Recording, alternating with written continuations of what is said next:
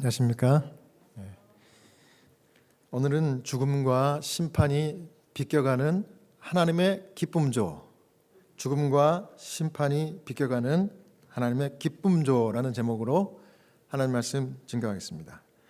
먼저 히브리서 11장 5절을 다 같이 읽겠습니다. 히브리서 11장 5절입니다. 시작.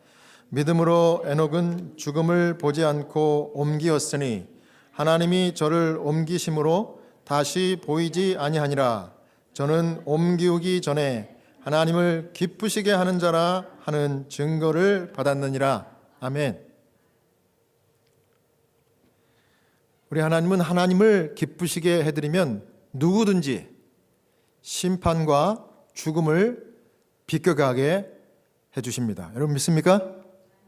아멘. 성경에 최초로 죽음과 심판을 비껴간 사람이 누구예요? 에녹입니다. 여러분 잘 아시네요. 에녹은 300년 동안 하나님을 기쁘시게 하는 삶을 살았던, 성경에도 그대로 나오는 표현이기 때문에 제가 기쁨조라고 그랬습니다. 에녹은 기쁨조였습니다. 최초의 하나님 기쁨조. 그 결과 하나님이 너무 에녹을 기쁘게 보시고 죽음도 면하게 하시고, 또 그때 당시에 물로 세상이 멸망될 바로 직전이었는데 노아 홍수죠. 노아 홍수 전에 에녹을 물 심판도 면하도록 하늘로 데려가셨어요. 그러니까 에녹은 죽음도 비껴갔고 심판도 뭐 했어요? 비껴갔습니다. 왜요? 하나님의 무슨 조였기 때문에? 기쁨조. 저는 하나님의 기쁨조가 되고 싶어요. 여러분도 그렇게 되고 싶습니까? 아멘. 자, 하나님의 기쁨조가 어떻게 되는 건지 에녹의 삶을 통해서 세 가지 살펴봅니다. 자, 하나님의 기쁨조였던 에녹은 첫 번째, 말씀과 계명, 순종을 통해서 하나님을 기쁘게 했습니다. 창세기 5장 21절부터 있는 말씀을 제가 읽겠습니다. 에녹은 65세에 무두셀라를 낳았고, 무두셀라를 낳은 후 300년을 하나님과 동행하며 자녀를 낳았으며 그가 365세를 향수하였더라. 에녹이 하나님과 동행하더니 하나님이 그를 데려가심으로 세상에 있지 아니하였더라. 에녹은 아담으로부터 7대 자손이었습니다. 7대 자손. 근데 홍수 이전에 있던 사람으로서 하나님을 정말로 사랑하고 공경했으며 하나님의 계명을 잘 지켰습니다. 이 성경이 그때 당시에 성경이 있었어요, 없었어요? 성경이 없었어요. 최초의 성경이 모세오경이었으니까 모세오경은 누가 썼어요? 모세가 썼으니까. 모세 훨씬 이전이니까 성경이 없었죠. 근데 성경이 없던 시대에 어떻게 에녹이 하나님 말씀과 계명을 순종했을까요? 성경보다 더 생생한 뭐가 있어요? 아담이 있었어요. 아담이 생존해 있었습니다. 그럼 7대 할아버지는 뭐라고 불러야 됩니까? 촌수를 제가 아무리 뒤져봐도 7대 할아버지는 같은 시대에 7대 손자하고 살 수가 없으니까 명칭이 따로 없어요. 명칭이 그냥 조상. 아담과 7대 손자였던 에녹이 같이 살았어요. 같이. 그래서 성경이 필요 없었습니다. 왜? 아담이 기억한 것을 그대로 이야기하면 그게 성경입니다. 네. 부조야 선지자 이렇게 얘기했습니다. 홍수 전의 사람들에게는 책이나 쓰인 기록이 없었다. 그러나 탁월한 육체적, 지적 능력의 소유자들이 그들은 뛰어난 기억력을 갖고 있었으므로 그들은 전달된 것을 이해하고 보존할 수 있었으며 그것을 손상됨 없이 차례로 그들의 후손들에게 전달할 수 있었다. 그리고 수백 년 동안 7대의 사람들이 동시에 살며 서로 의논할 기회를 가지고 모든 사람들의 지식과 경험으로 각자 유익을 얻었다. 아담이 범죄 이전에 에덴 동산에서부터 그 아름답고 찬란했던 그 장면부터 시작해가지고 자기가 하나님을 거역하고 죄 지은 거, 그 다음에 그 이후에 변화된 오늘날의 이 삶, 이런 것들을 쭉 이야기하면서 생생한 살아있는 성경, 하나님의 말씀이었어요. 아담은 하나님으로부터 직접 가르침 받은 하나님의 말씀을 기억하고 있었는데 기억력이 어땠다고요? 아담의 기억력과 저와 여러분들의 기억력은 이건 비교가 안 되는 겁니다. 한번 입력되면은 아담이 900 몇 세에 죽었어요? 930살에 죽었는데 죽기 전까지 그 자기가 창조 짐을 받던 그 순간부터 있었던 일을 다 기억하고 있는 거예요.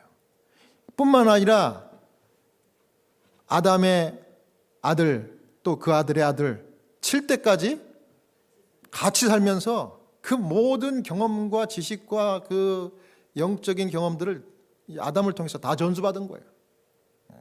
근데 아담이 그 이야기를 하면서 자기가 정말 죄 지은 일을 후회하고 회개하고 정말 그렇게 하면서 눈물로 이 7대 자손들에게 그렇게 정성으로 가르쳤어요.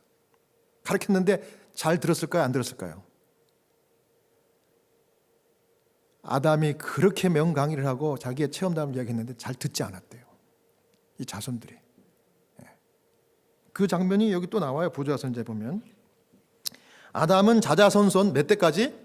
9대에 이르기까지. 그러니까 에녹이 7대인데 그 이후로 9대까지 살다가 죽었어요. 노아 홍수 직전에 아담도 죽었기 때문에. 그런데 낙원에 있었던 사람의 거룩하고 행복스러운 지위에 대하여 묘사하며 하나님께서 고난을 통하여 그분의 율법에 엄격히 복종해야 할 필요를 자기에게 가르친 것을 그들에게 설명하면서 자기의 타락의 역사를 반복하여 말하였다. 그러나 그의 말에 유의하는 사람들은 거의 없었다. 자주 그는 그의 후손들에게 이와 같은 재난을 초래한 죄를 범한 데 대하여 통렬한 비난을 받았다. 아담의 생애는 비탄과 겸비와 통회의 일생이었다.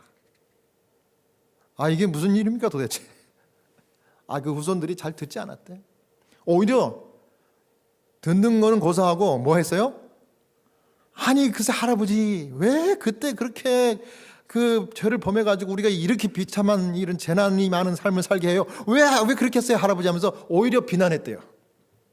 그러니까 그 비난을 들으면서 자기 자신이 더 마음의 상처를 받고 또 죄책감에 눌려가지고 비탄과 겸비와 통회의 일생이었대요. 내가 그때 내가 요만큼만 내가 참았어도. 근데 아담이 그러면서도 분명하게 이 자손들에게 두 가지를 가르쳤대요. 그게 뭡니까? 첫 번째는 하나님의 말씀과 율법을 엄격히 복종하라. 이거는 아담이 평생을 두고 마음 가운데 사무쳤던 그런 말이에요. 나는 비록 그랬지만 너네들은 하나님 말씀과 율법을 엄격하게 복종해야 돼. 이게 살 길이다. 이게 복 받는 길이다. 그다음 두 번째는 뭐예요? 하나님이 자비로우신 방법으로 구원의 길을 준비해 놓으셨다. 이제 아들 예수가 장차 오실 텐데, 메시아로 오실 텐데, 그분의 희생을 통해서 내 죄와 너희들 모두의 죄를 다 용서해 줄 것이다. 그러니 하나님을 붙들고 순종하고 순종해라. 두 가지를 그렇게 가르쳤다. 근데 거의 유의하는 사람들이 있었다 없었다? 없었다. 그런데 아담의 7대 자손 누구예요? 에녹은 그 할아버지의 말을 잘 들었던 것 같아요. 에녹은. 이 자식들이 많아도 그 자식들이 다 똑같지 않잖아요. 그런 것처럼 믿음도 다 틀려요. 아무리 믿음 좋은 부모 밑에 있었어도 다 틀립니다. 왜냐하면 자기 선택이기 때문에. 근데 이 에녹은 정말 거룩한 계보를 잇고 참된 신앙과 믿음을 보존하는 그런 신실한 사람들 중에 한 사람으로 지금 쓰임 받고 있는 거예요. 왜냐하면 하나님의 말씀을 아담을 통해서 잘 듣고 그것을 아멘하면서 받았기 때문에 그래요. 그래서 아담 때부터 직접 타락의 어두운 이야기와 그 약속에 나타난 하나님의 은혜에 관한 그 위로의 이야기들을 너무 좋아했어요. 에녹이. 뿐만 아니라 이제 아담이 틀림없이 언급했던 메시아 누구예요? 장차 오실 예수 그리스도가 오시면은 이제 이 죄악 세상이 다 이제 용서받고 이제 우리가 살 길이 열릴 것이다. 그래서 그 구속주를 이 구약의 인물이었던 이 홍수 이전의 인물이었던 에녹이 구속주이신 예수 그리스도를 의지했답니다. 그 다음에 아들을 65세 때 낳았다고 그랬죠. 여러분 65세 때 첫 아들을 낳은 거예요. 근데 그 사람이 누구예요? 지구상에 이제까지 생존했던 사람 중에 제일 장수했던 누구예요? 무두셀라를 낳았어요. 65세. 낳고 300년을 그 이후로 쭉 살았어요. 그래서 하나님이 에녹을 하늘로 데려가셨을 때는 365세. 외우기도 쉬워요. 1년 365일. 에녹의 나이가 365세 때 하늘로 승천했습니다. 승천했어요. 자, 여기 이제 보면은 이게 보조와 선지자에 있는 성경을 기초로 한 그 아담과 그 후손들 10대, 아담의 10대 후손, 아담이 1대고요. 노아가 10대입니다. 그래서 이렇게 쭉 해봤어요. 그랬더니 아담이 930세까지 살고 아들 셋이 912세, 에노스가 905세, 게난이 910세, 마할랄렐이 895세, 야렛이 962세, 에녹이 365세 살고 죽지 않고 에녹만 하늘로 하나님이 데려가셨죠. 무두셀라가 최고 장수, 에녹의 아들 969세. 그다음에 라멕이 777세, 노아가 950세. 이렇게 살았어요. 대단하죠? 네. 자, 가만히 보니까 이 에녹이 7대니까 뭐 1대가 100년이라고 치면 아담부터 700년 뒤에 후손이에요. 근데 700년 동안에 이 모든 자기의 말씀과 경험과 생각을 이 손자 에녹에게 다 전수해 준 거예요, 아담이. 근데 에녹이 제일 잘 들은 거예요. 자, 이게 무슨 의미가 있는 이야기입니까, 이게? 우리가 경건한 삶, 거룩한 삶을 사는데 말씀이 필수라는 겁니다. 하나님의 말씀. 여러분, 하나님의 말씀, 성경 말씀은요, 이 세상에 사는 동안 우리가 어떻게 하면 행복하고 잘 살 수 있는지, 또 그것을 넘어서 영원히 살 수 있는 길을 설명해 주는 매뉴얼이에요, 매뉴얼. 이 말씀을 세상 어떤 학문적인 책과 같이 똑같은 책으로 생각하면 안 되는 거예요. 이것은 정말 나에게 생명을 주는 말씀으로 에녹처럼 잘 귀담아 들어야 돼. 그리고 이 안에 기록한 것을 그대로 믿고 순종하면 그것이 영생이 되는 것입니다. 구원의 길로 인도하는 거예요.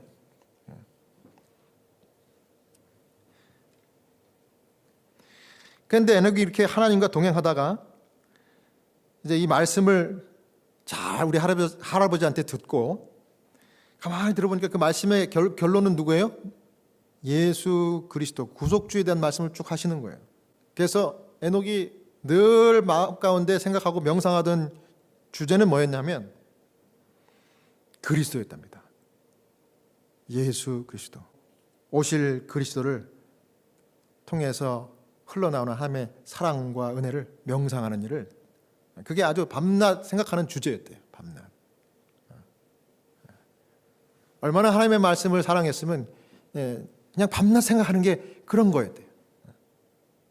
그렇게 하나님과 동행하다가 어느 날 갑자기 자기가 도무지 이해가 안 되고 딱 해결이 안 되는 문제가 하나 생겼어요. 그게 뭐냐면 죽음 문제였어요. 죽음 문제. 이 에녹이 사람들이 죽는 걸 보니까 자기가 볼 때 신실한 의인도 결국은 뭐예요? 아무리 오래 살아도 할아버지들이 돌아가시는 거예요. 다 돌아가시는 거예요. 그 다음에 하나님을 부인하고 거역했던 사람도 죽는 거예요. 의인도 죽고 악인도 죽고. 너무나 이상한 겁니다. 부조 선지에 있는 말씀입니다. 에녹은 죽은 자에 관하여 근심하였다. 의인과 악인이 다 같이 흙으로 돌아가고 이것이 그들의 종말인 것 같이 그에게는 생각되었다. 그는 무덤 저편에 의인의 생애를 볼 수 없었다. 그러나 예언적 이상으로 그는 그리스도의 죽음에 관하여 가르치심을 받았으며 무덤에서 그분의 백성들을 속량하시려고 모든 거룩한 천사들이 수행하는 가운데 영광 중에 임하시는 것을 보았다. 하나님께서 이 에녹에게 예언적인 계시와 이상을 보여주셔가지고 가르쳐 주셨어요. 죽음 문제에 대해서. 그러니까 성경 교사가 마치 타락 이전에 아담과 하와에게 하나님께서 말씀을 가르쳐 주시고 이렇게 하신 것처럼 거룩한 천사를 보내가지고 이 계시를, 예언적 계시를 주신 거예요. 에녹에게. 근데 에녹이 그렇게 고민하고 근심했던 죽음 문제에 대해서 아주 명확하게 이야기를 해줬습니다. 근데 여기 보니까 뭐예요? 그 계시는 장차 오실 그리스도 예수의 죽으심과 부활하는 장면을 보여준 거예요. 예수님이 죽으셨는데 3일 만에 다시 살아나는 장면을 그 구약시대 에녹이 미리 본 거예요. 그걸 보니까 그 한 변의 계시 장면을 통해서 이 죽음 문제가 깨끗이 해결되는 거예요. 아, 죽는 것이 내가 생각하고 오해한 것처럼 그렇게 절망스러운 것이 아니라 자는 거구나. 그러니까 무덤 속에 있다가 예수님처럼 어떻게 하는 거예요? 다시 부활해가지고 생명을 얻는 것이 이게 하나님 정해 놓으신 이 죽음 문제에 대한 해답이구나. 그걸 깨달았어요. 다시 한번 하나님의 은혜요 사랑이라는 사실을 깨닫게 된 것입니다. 직접 하나님으로부터 이 성경 공부 받은 거예요. 여러분, 죽음이 뭐 영혼이 있어갖고 영혼이 죽자마자 몸에서 빠져나와가지고 이것이 잘 믿었던 사람은 천국으로 바로 가고 영혼이 안 믿은 사람은 지옥불로 떨어지고, 그게 아니라는 거죠. 죽음은 의인이든지 악인이든지 예수님처럼 그냥 죽음은 그 순간 아무것도 모르고 땅속에 딱 묻히면서 생각과 이런 거 다 없어진다는 거예요. 언제까지? 예수님이 부활의 주님으로 오실 때까지. 그 에녹이 하나님께로부터 직접 배운 죽음에 관한 성경 말씀을 제가 여러분들께 소개해 드리려고 그래요.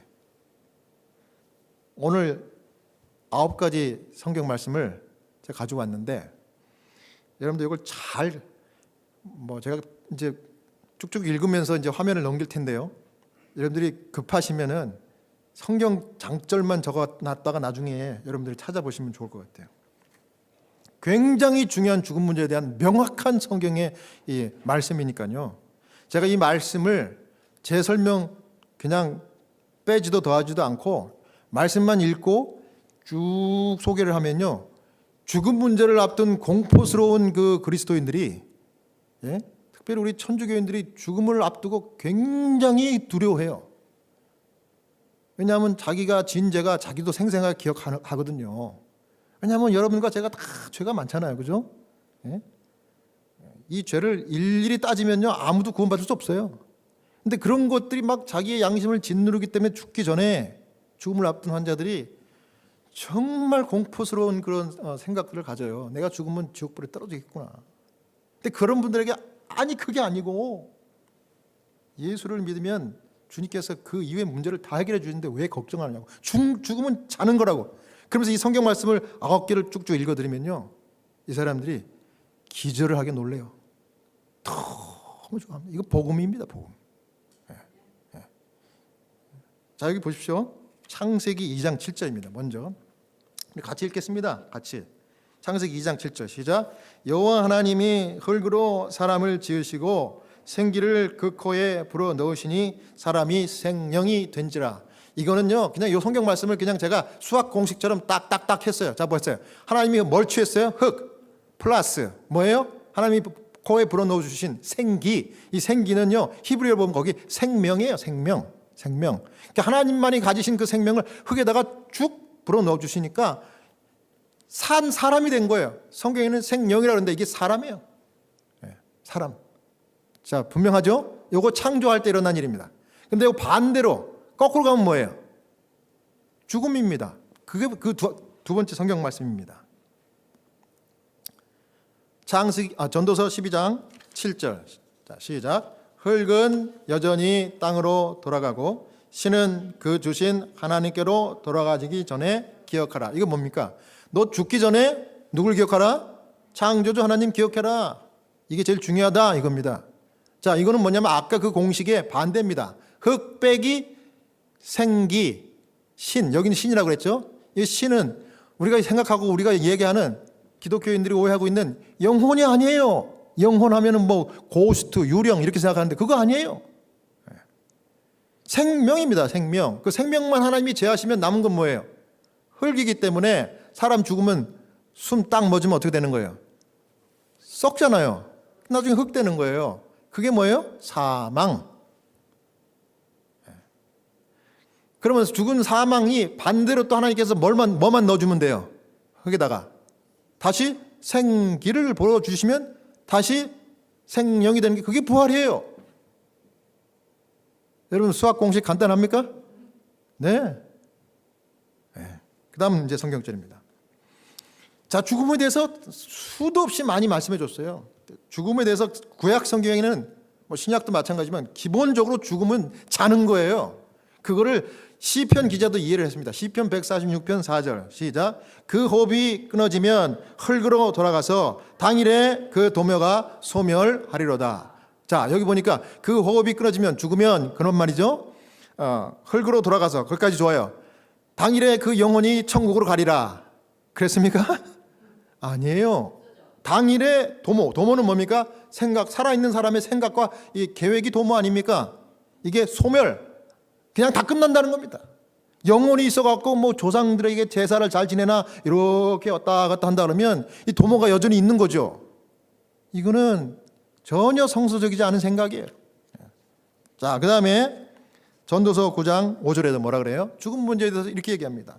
무릇 산 자는 죽을 줄을 알되 죽은 자는 아무것도 모르며 다시는 상도 받지 못하는 것은 그 이름이 잊어버린 바 됨이라.